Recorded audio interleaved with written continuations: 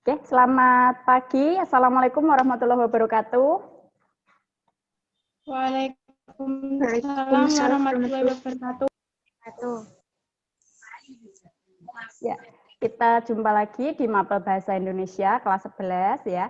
Kita sebelum memulai pelajaran hari ini, mari kita berdoa menurut agama dan kepercayaan masing-masing, dipersilahkan.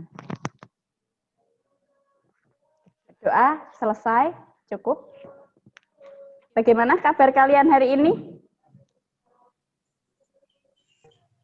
Alhamdulillah baik, Bu. Yang semangat dong, jawabnya dong. Alhamdulillah baik.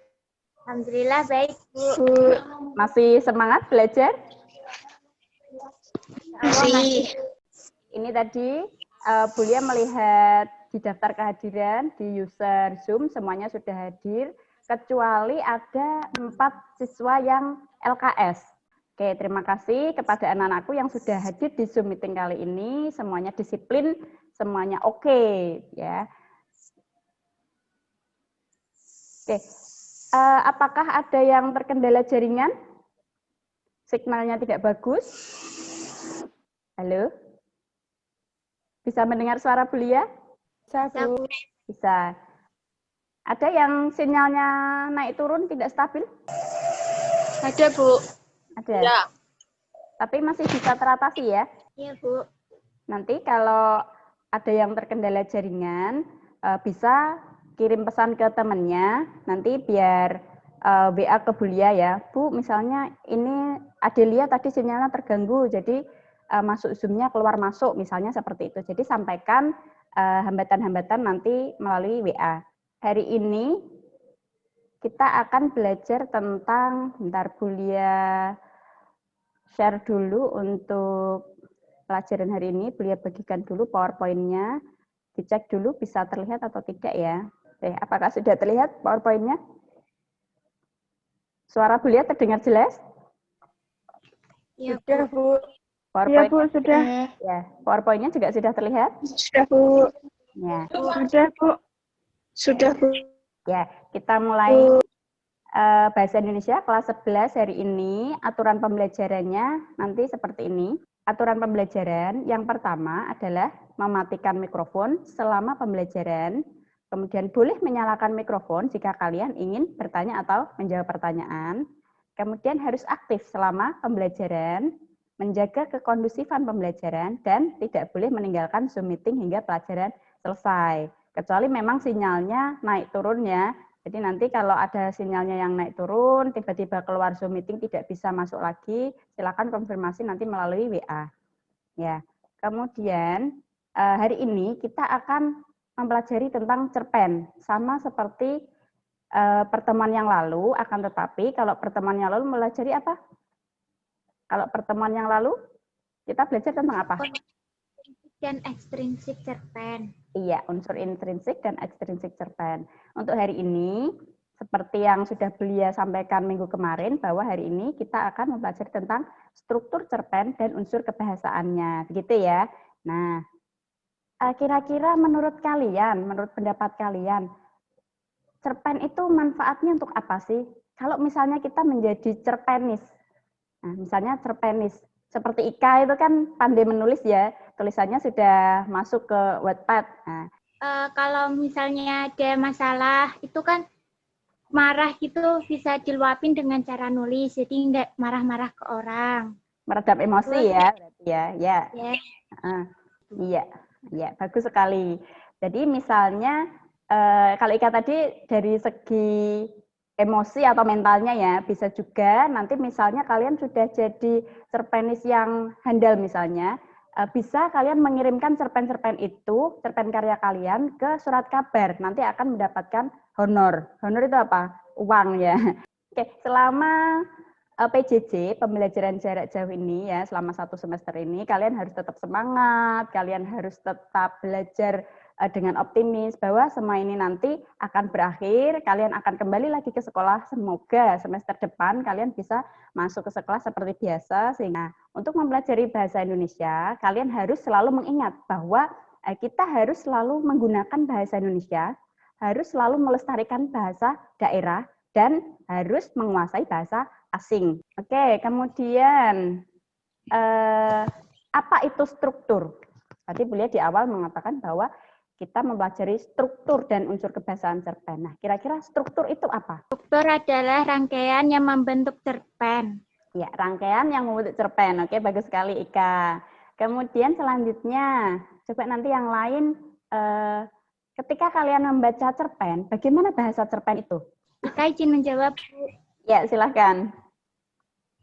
Bahasa-bahasa cerpen itu terdiri dari banyak kalimat bermakna lampau, banyak menggunakan kata menyatakan urutan waktu, banyak menggunakan kalimat langsung dan kalimat tidak langsung, dan lain-lain. Ya, itu sudah bagus sekali. Jadi bahasa cerpen itu tadi, nanti akan kita pelajari lebih jauh nanti di pembahasan materi. Ini beliau baru menggali persepsi awal kalian bagaimana tentang struktur dan bahasa, pemahaman kalian itu seperti apa gitu ya. Jadi ini baru beliau ingin tahu dulu kalian sejauh apa mempelajari bahan ajar yang sudah beliau bagikan di Google Classroom kemarin. Oke, ini akan beliau perlihatkan dulu untuk kompetensi dasar yang akan kita bahas untuk hari ini. Yang pertama, menganalisis unsur-unsur pembangun cerita pendek dalam buku kumpulan cerita pendek. Kemudian, mengkonstruksi sebuah cerita pendek dengan memperhatikan unsur-unsur pembangun cerpen. Itu untuk kompetensi dasarnya. Nah, untuk tujuan pembelajaran hari ini, nanti setelah kita belajar ini, kita akan dapat apa? Gitu. Nanti melalui kegiatan pembelajaran dengan model discovery learning secara daring, nanti kalian akan mampu, satu, menentukan struktur yang terdapat dalam cerita pendek secara benar dengan sikap cermat dan kritis. Nah, yang kedua, menentukan unsur kebahasaan yang terdapat dalam cerita pendek secara benar dengan sikap cermat dan kritis. Yang ketiga, membangun kerangka teks cerpen sesuai topik yang ditentukan sendiri secara tepat dengan sikap mandiri dan kreatif. Yang terakhir, nanti kalian mengembangkan kerangka yang telah kalian buat menjadi teks cerpen dengan memperhatikan unsur-unsur pembangun cerpen minimal 500 kata dengan mandiri dan kreatif. Itu kenapa kita harus mempelajari materi itu? Kalau kita mempelajari cerpen, membaca cerpen, menulis cerpen, ya, kita akan dapat menambah kekayaan pengalaman. Kemudian kita akan menambah kemampuan menyelesaikan masalah karena memang di dalam cerpen itu isinya adalah konflik atau masalah, ya. Kemudian yang ketiga untuk media hiburan. Dan walaupun isinya masalah gitu ya, tetapi setelah mendapatkan masalah itu kita terhibur, oh ternyata kalau kita ada masalah seperti ini, cara menyelesaikannya seperti ini. Gitu. Kemudian menambah inspirasi dan motivasi. Nah, dari masalah-masalah, dari cara tokoh menyelesaikan masalah, kita dapat inspirasi. Kalau kita mendapatkan masalah yang sama, nanti cara menyelesaikannya seperti ini. Gitu. Kemudian memperkaya kemampuan tata bahasa. Nah, karena tadi dalam cerpen itu ada unsur-unsur kebahasaan, jadi kita akan memperkaya kemampuan tata bahasa. Oke, Buli akan mengadakan tes lisan dulu nanti untuk beberapa siswa ya. Untuk yang pertama, Arifiani dulu. Struktur cerpen itu ada apa saja, Arifiani? Struktur cerpen ya, meliputi pengenalan situasi cerita atau orientasi. Kedua, pengungkapan peristiwa atau complication. Ketiga, menuju pada adanya konflik atau raising action. Keempat, puncak konflik atau turning point. Dan yang terakhir, penyelesaian atau ending atau kode. Iya, bagus sekali ya. Berarti Arifiani sudah membaca bahan ajar yang sudah beliau bagikan. Nah ini, oke, kita mulai masuk ke materi ya. Untuk struktur cerpen, seperti yang sudah dikatakan Arifiani tadi, bahwa cerpen terdiri atas 5 struktur. Ya. Struktur itu adalah alur cerita yang menjalin cerpen itu sendiri sehingga membentuk satu kesatuan utuh ceritanya. Yuk, siapa yang ingin berpendapat? Pengenalan situasi cerita itu isinya apa? Ya, Arifiani menjawab, Bu. Iya, silahkan Arifiani. Di situasi cerita ini, di bagian ini, pengarang memperkenalkan para tokoh, menata adegan dan hubungan antar tokoh. Ada pula pengarang yang memperkenalkan tentang latar atau bagian pendahulu dari sebuah cerita. Iya, betul sekali ya. Tepuk tangan buat Arifiani. Jadi betul, dalam pengenalan situasi cerita, biasanya pengarang itu memperkenalkan latarnya, kemudian tokoh-tokohnya siapa saja begitu. Jadi di latar itu akan diceritakan misalnya di suatu desa atau di suatu tempat di mana kapannya begitu. Jadi di awal-awal itu baru digambarkan tentang latarnya dan tokohnya, biasanya di situ. Jadi dikenalkan dulu awal ceritanya. Oke, sudah betul sekali Arifiani. Kemudian untuk yang berikutnya, pengungkapan peristiwa. Siapa yang ingin berpendapat apa isi dari pengungkapan peristiwa dalam cerpen? Monggo, silahkan. Yuk, yang lain aktif dong. Saya Eva Ulia izin menjawab, Bu. Ya, Iva Ulia, silahkan. Di bagian ini, pengarang menyajikan peristiwa awal yang menimbulkan berbagai masalah, pertentangan, ataupun kesukaran-kesukaran bagi para tokoh. Iya, bagus sekali. Ya, jadi di bagian pengungkapan peristiwa ini, pengarang sudah mulai menampakkan adanya masalah. Jadi mulai ditampilkan adanya kesulitan tertentu di diri tokoh, gitu ya. Jadi sudah betul sekali Iva Ulia. Nah, untuk yang selanjutnya menuju pada adanya konflik. Nah, ini isinya tentang apa? Coba diceritakan. Saya Ika izin menjawab, Bu. Ya, Ika, monggo silakan. Terjadinya peningkatan perhatian, kegembiraan, kehebatan, ataupun ketertiban berbagai situasi yang menyebabkan bertambahnya kesukaran dan masalah bagi tokoh. Iya, betul sekali. Ini sudah pinter-pinter semua ya. Jadi dari pengungkapan peristiwa tadi, awal masalahnya, kalau di pengungkapan peristiwa tadi masalahnya masih kecil. Nah, menuju pada adanya konflik, masalah ini semakin bertambah. Ya, kesukaran-kesukaran tokoh ini semakin menjadi. Ya, jadi tokoh menjadi semakin kesulitan dengan adanya konflik atau masalah. Nah, nanti kemudian akan berkembang di puncak konflik. Nah, ini struktur yang keempat, puncak konflik. Siapa yang ingin berpendapat apa isi dari puncak konflik dalam cerpen? Monggo silakan. Saya. Ya, siapa ini? Saya Siti Alakul Karimah izin menjawab, Bu. Iya, monggo Siti. Bagian puncak konflik. Pada bagian ini pula ini disebut pula dengan klimaks. Inilah bagian cerita yang paling besar dan menyebarkan. Pada bagian ini pula ditentukannya perubahan nasib beberapa tokoh. Misalnya, apakah dia kemudian berhasil menyelesaikan masalah atau gagal. Iya, betul sekali. Jadi puncak konflik atau klimaks, sudah betul ya Siti ya. Nah, jadi di sini tokoh sudah mulai menjalani masalah yang sangat berat. Ya, jadi puncaknya ada di sini, puncak cerita. Tadi dibilang bahwa puncak cerita konflik itu situasi yang mendebarkan gitu ya. Jadi di sini adalah masa-masa yang menentukan oleh para tokoh, bahkan di situ diceritakan apakah terjadi perubahan nasib. Nah, gitu. Kemudian akan menuju pada penyelesaian. Nah, isinya apa kalau di penyelesaian? Siapa yang ingin berpendapat, monggo? Saya, Bu. Ya. Olivia menjawab. Olivia. Iya, Bu.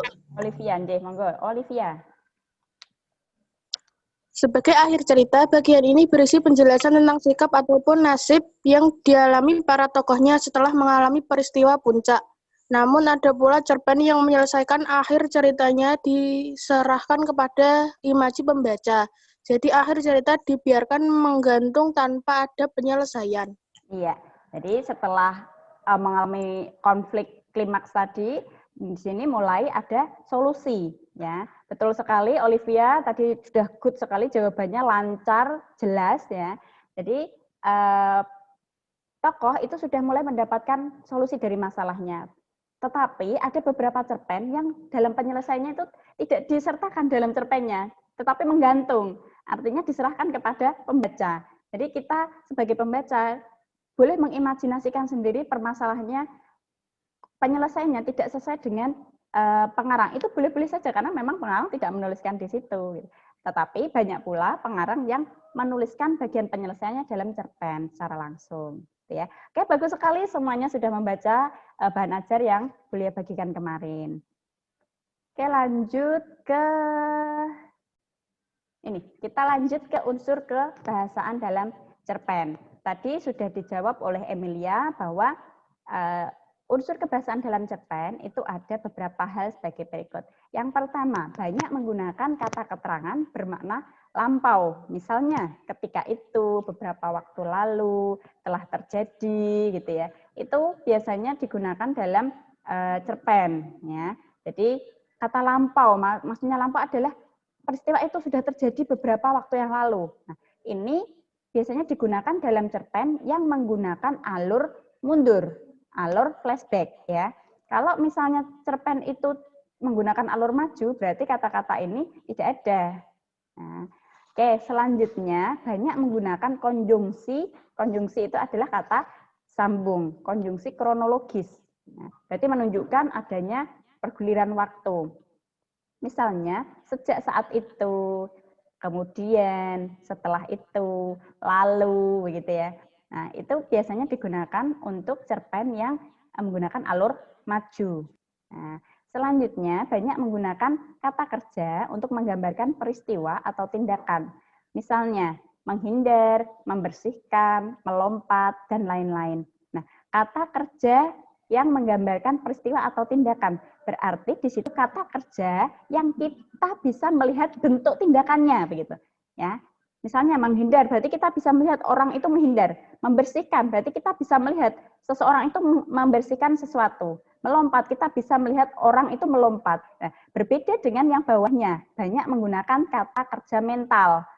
Kalau yang atas tadi menggambarkan tindakan, yang bawahnya kata kerja mental. Nah, kalau kata kerja mental, itu yang merasakan adalah pikiran atau perasaannya. Banyak menggunakan kalimat langsung dan kalimat tak langsung. Yang terakhir untuk unsur kebahasaan adalah banyak menggunakan kata sifat. Oke, selanjutnya. Nah, ini langkah-langkah menyusun kerangka cerpen. Ada observasi yang pertama. Jadi dalam observasi ini, kalian harus menentukan. Nah, kalian mengobservasi, kalian mengamati lingkungan sekitar, kira-kira permasalahan apa atau konflik apa yang tepat, yang bisa dikembangkan untuk menjadi teks cerpen gitu ya. Konflik apa yang paling dekat dengan kamu, yang sekiranya mudah untuk diceritakan. Yang kedua adalah menentukan judul dan tema. Judul dan tema itu berbeda. Kalau judul adalah label cerita, kalau tema adalah ide dasarnya. Ya, nanti kamu bisa menentukan tema dan judul berdasarkan hasil observasi yang sudah kamu lakukan. Kemudian menentukan latar belakang cerpen. Ini berkaitan dengan latarnya. Nanti di mana tempat terjadinya peristiwa, kemudian kapan dan bagaimana suasananya. Kemudian kalian menentukan para tokoh. Ya. Di sini adalah berkaitan dengan nama-nama tokohnya, kemudian perwatakan atau sifat dari tokoh yang akan kamu ceritakan dalam cerpen kamu. Selanjutnya adalah menciptakan konflik. Ya. Dari observasi yang kamu lakukan, kira-kira konflik yang akan kamu angkat itu apa? Masalahnya apa? Nah, ini nanti akan dikembangkan menjadi klimaks ya, kalau dicerita menjadi klimaks. Kemudian menentukan sudut pandang. Terakhir, menentukan alur. Ya. Alur, ini kamu bisa pilih alur maju, alur mundur, atau campuran. Kemudian setelah kamu menyusun kerangka cerpen, kamu harus mengembangkan menjadi cerpen utuh seperti pertemuan yang lalu. Kira-kira apakah ada yang ingin ditanyakan? Oke, Olivia jangan tidur ya. Siti masih semangat? Masih, Bu. Alhamdulillah. Sudah jelas, Bu. Sudah jelas? Bu. Alhamdulillah. Ya. Sudah jelas, Bu. Alhamdulillah. Oke, kalau sudah jelas, kita ada diskusi kelompok ya. Setelah ini nanti, kalian harus diskusi kelompok sesuai dengan kelompok di grup WA yang sudah Bulia bentuk kemarin ya. Jadi kemarin kita sudah membentuk kelompok diskusi, nanti kalian diskusi di sana karena kita pembelajaran daring, tidak mungkin untuk diskusi di kelas ya. Jadi diskusinya nanti silakan di WA. Nah, diskusinya seperti apa? Ini, yang pertama, di bahan ajar yang sudah Bulia bagikan kemarin, itu kan ada cerpen ya. Judulnya Suatu Hari di Dalam Metro Mini karya Fanny Jonathan Poig ya. Nanti setelah kalian membaca sambil kalian pikirkan pertanyaan tentang ini. Nah, kira-kira bagaimana struktur cerpen tersebut? Bagian pengenalannya itu ada di paragraf berapa sampai paragraf berapa? Atau ringkasan isi ceritanya? Misalnya dalam pengenalan cerita diceritakan tentang kejadian ini di sini begitu. Jadi ringkasan ceritanya ya. Kemudian untuk yang kedua kalian cari coba ada nggak kalimat yang bermakna lampau ya. Ciri-cirinya tadi seperti yang sudah Bulia jelaskan tadi. Adakah konjungsi kronologis di situ? Kemudian kalian tuliskan juga kalimat langsung dan kalimat tak langsungnya. Kalian cari juga di situ kata kerja tindakan dan kata kerja mental. Contohnya tadi sudah ada. Kemudian kalian cari juga kata sifat, kata bermakna konotasi. Ya, untuk kata kerja tindakan, kata kerja mental, dan kata sifat, nanti itu akan banyak sekali. Nanti boleh batasi hanya 10 kata saja ya. Karena di situ memang banyak sekali, nanti 10 kata saja. Nah, masing-masing nanti silahkan aktif berdiskusi di WA, silahkan menyampaikan pendapat di WA. Nanti salah satu atau ketua kelompoknya silahkan merumuskan jawaban hasil diskusi di selembar kertas, nanti kalian tulis. Nanti salah satu, misalnya ketuanya siapa, Ika misalnya. Nah, Ika dari jawaban teman kalian di WA, nanti dirumuskan strukturnya mana, kalimat lampaunya apa, ditulis. Nah, nanti siap-siap untuk presentasi. Ya, salah satu yang merumuskan jawaban tadi silakan presentasi. Ya, nanti kelompok lain boleh menanggapi seperti itu. Apakah ada pertanyaan untuk tugas diskusi kelompok kali ini? Tidak, Bu. Tidak.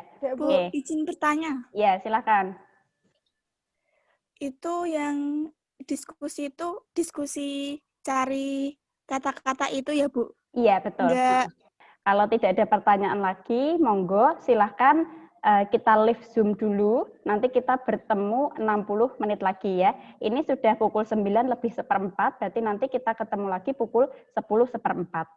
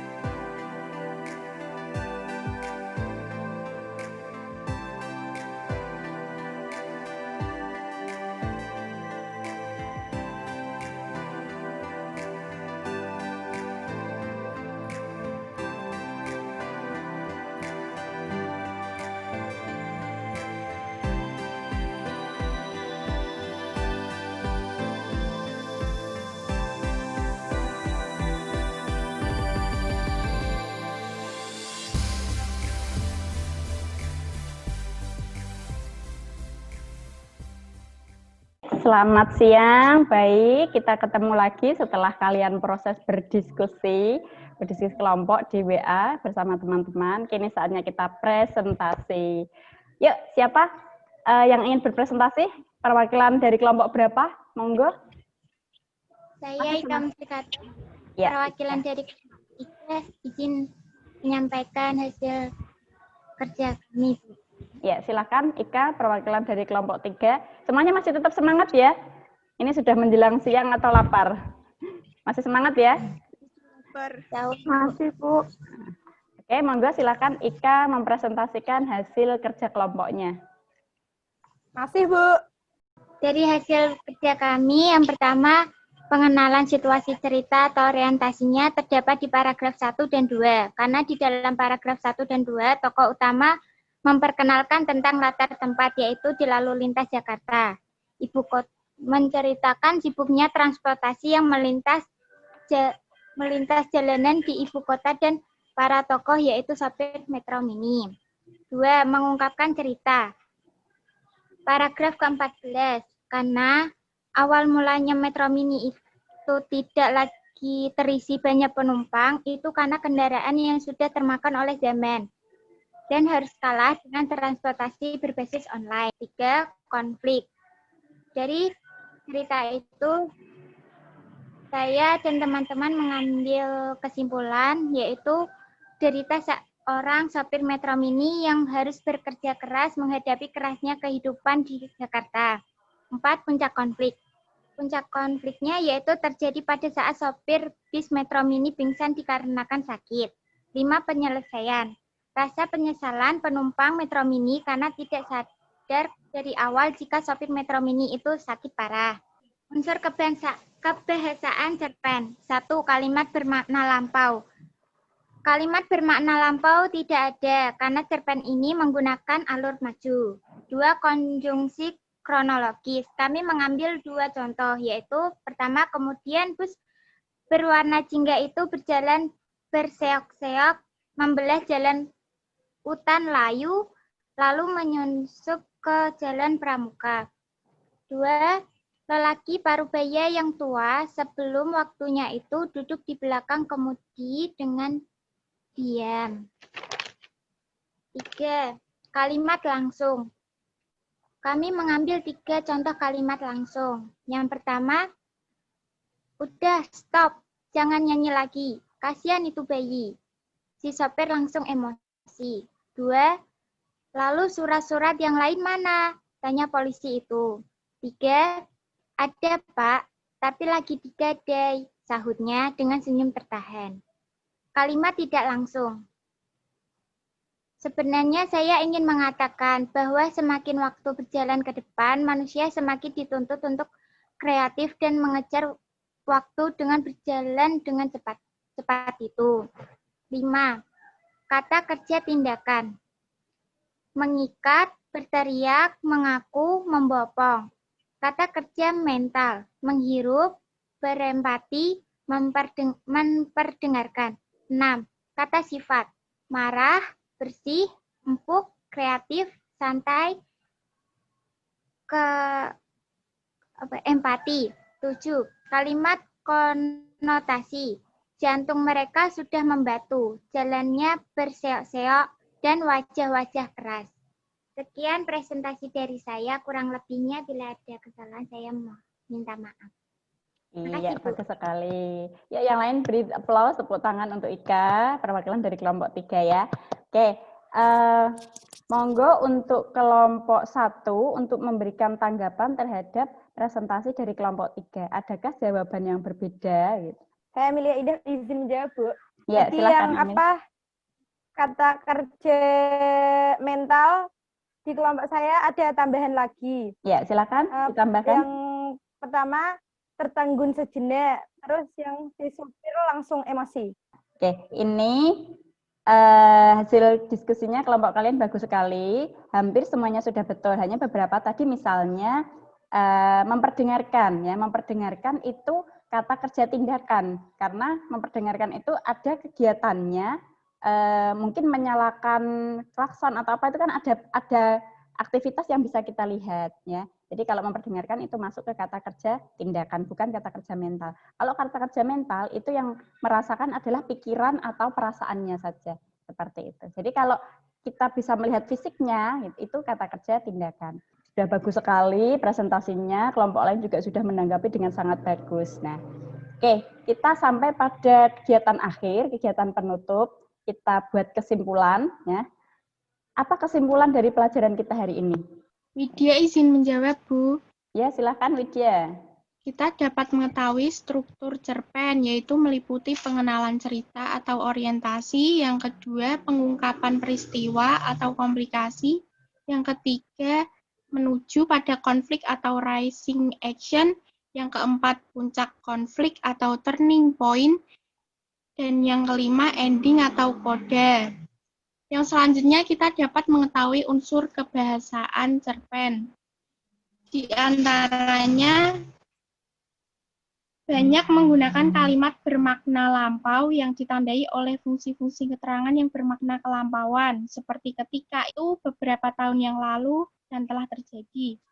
Selanjutnya, banyak menggunakan kata yang menyatakan urutan waktu atau konjungsi kronologis. Selanjutnya, banyak menggunakan kata kerja yang menggambarkan suatu peristiwa yang terjadi.